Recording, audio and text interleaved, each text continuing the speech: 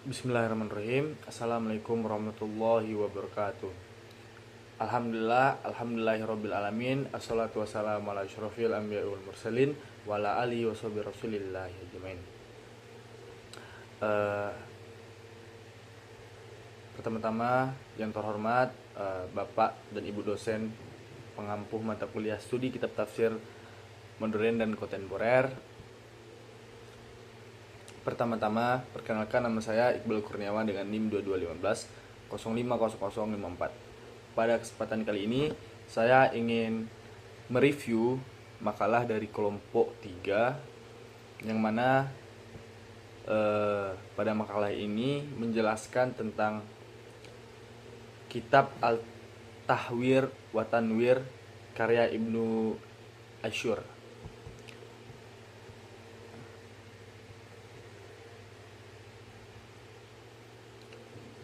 Pertama-tama kita masuk pada pembahasan biografi Ibnu Asyur. Beliau ini siapa, kapan lahirnya, di mana tempat tinggalnya, serta pendidikannya. Yang pertama, beliau memiliki nama lengkap Muhammad Tahrir Ibnu Asyur, seorang tokoh tafsir terkemuka. Beliau lahir di Tunisia pada tahun 1879 Masehi dan menghembuskan nafas terakhir beliau di tempat yang sama pada tahun 1973 dalam usia 95 tahun. Ibnu Asyur tumbuh dalam lingkungan keluarga yang kental dengan tradisi keilmuan. Ia dikenal memiliki kecerdasan yang menonjol serta kecintaan yang besar terhadap ilmu. Sejak usia dini, ia mendapatkan bimbingan langsung dari kakeknya, salah seorang ulama terkemuka di Bu'atur. Sang kakek memberikan perhatian penuh kepada beliau dan menjadi guru pertama yang menanamkan dasar-dasar ilmu agama. Beliau tumbuh sebagai seorang intelektual. Ibnu Asyur memulai pendidikan dengan menghafal Al-Quran di Masjid Asyid Abi Hadid, Tunis, di bawah bimbingan Al-Mukri Muhammad Al-Qayyari. Beliau pada tahun 1909 beliau dipercayai mengemban amanah sebagai anggota bidang akademisi di sekolah yang sama.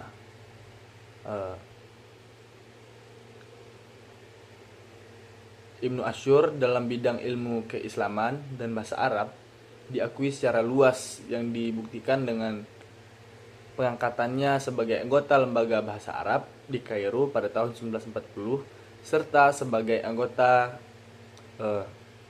koresponden lembaga ilmiah pada tahun 1955. Hampir seluruh hidupnya didedikasikan untuk mengajar dan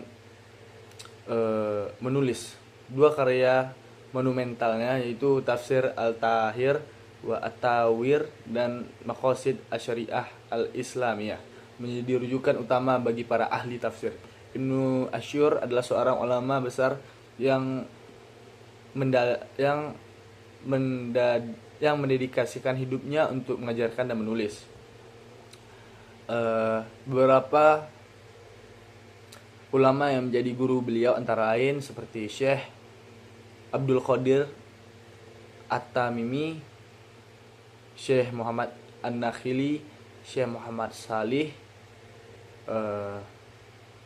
Syekh Umar bin Asyur, Syekh Muhammad An-Najjar, Syekh Muhammad Tahir Al-Jafar, Syekh Ahmad Jamaluddin, Syekh Muhammad Syekh Asy-Syahid, Syekh Muhammad Ar-Rabi Ad-Dawra'i, dan lain sebagainya. Latar belakang historis penyusunan kitab tafsir ini. Tak lama setelah beliau diangkat dari jabatan qadi menjadi mufti, karya tafsir tersebut mencakup 30 juz Al-Quran, ditulis dalam 15 jilid dan memakan waktu sekitar 39 tahun hingga hingga rampung. Meskipun di sela-sela itu beliau juga menulis berbagai karya baik berupa buku maupun makalah, namun semangat dan kontribusi dalam menyelamatkan tafsir tidak pernah luntur. Hal ini didorong oleh ketulusan niat serta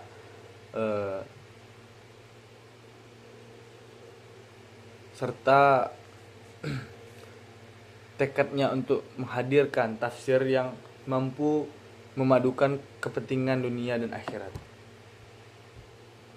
Adapun ciri khas metode dan corak penafsiran tahwir wa tanwir ini, dalam bagian awal karyanya Ibnu Asyur memberikan gambar untuk mengenai dasar-dasar penafsiran serta bagaimana seorang mufasir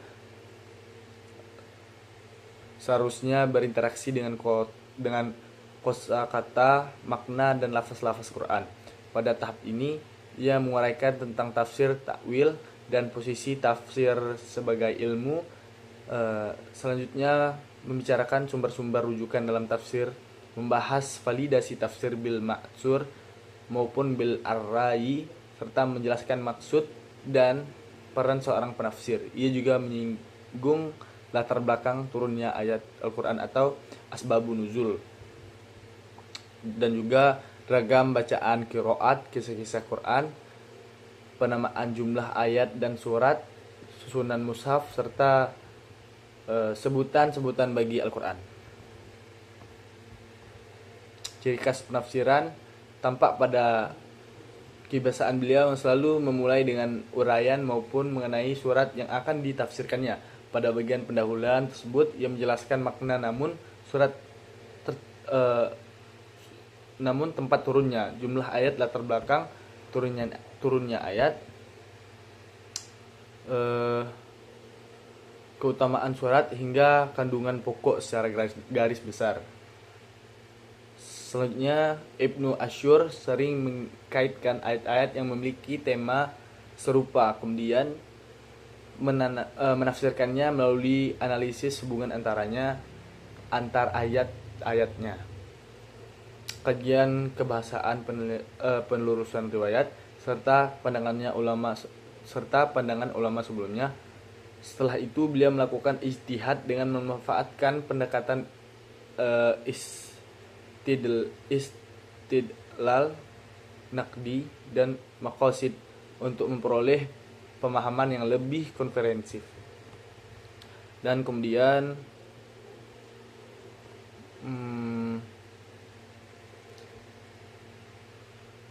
adapun corak penafsiran yang diterapkan oleh Ibnu Asyur cenderung menonjol pada dua sisi, yaitu corak kebahasaan dan corak ilmiah atau law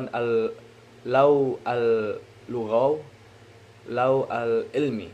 Kedua pendekatan ini dipandang penting karena melalui penjelasan linguistik dan ilmiah, makna ayat-ayat Al-Quran dapat dipahami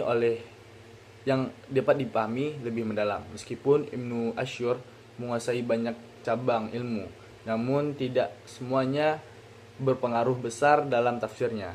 Yang paling dominan justru dalam penguasaan beliau terhadap ilmu bahasa.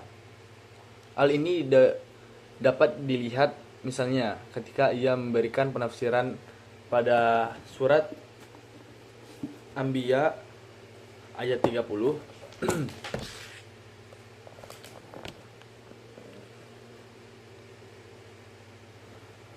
Bismillahirrahmanirrahim. Wa ja'alna fi ardi rawasiya antamida bihi wa ja'alna fiha fijajan subula. Mohon maaf, astagfirullahaladzim. Bismillahirrahmanirrahim. Awalam yaraul ladzina kafaru annal samawati wal arda kanat ratqa fafataqnahum wa ja'alna minal ma'i kulla syai'in hayy afala yu'minun. Dan apakah orang-orang kafir tidak mengetahui bahwa langit dan bumi keduanya dahulu menyatu, kemudian kami pisahkan antara keduanya, dan kami jadikan segala sesuatu yang hidup berasal dari air, maka menganggap mereka tidak beriman. Maka mengapa mereka tidak menganggap mereka tidak beriman? Kemudian dalam tafsir dan penjelasan beliau,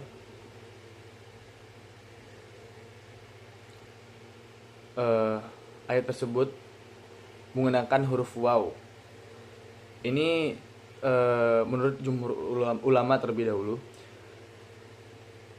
Jumhur ulama mengatakan bahwa ayat ini menggunakan huruf waw sebagaimana huruf tersebut karena terdapat dua hal yang dinafikan. Sementara itu, sebagian mufassir lainnya seperti Ibnu Katsir berpendapat bahwa ayat tersebut tidak menggunakan huruf waw. Mengapa? Menanggapi hal tersebut, perbedaan ini Ibnu Asyur memberikan penjelasan tanpa menyalahkan salah satu pihak. Ia menegaskan bahwa kata ra'yi memiliki cangkupan makna yang luas, yaitu pandangan mata secara lahiriah maupun penglihatan yang diperoleh melalui pengetahuan. Dengan demikian, penggunaan waw sebagai huruf at-taf dipandang tepat karena menunjukkan adanya aspek, namun jika dibaca tanpa waw tidak keliru. Hal ini karena tempat penghilangan indrawi seorang juga tidak akan sampai pada pengetahuan mengenai hal tersebut.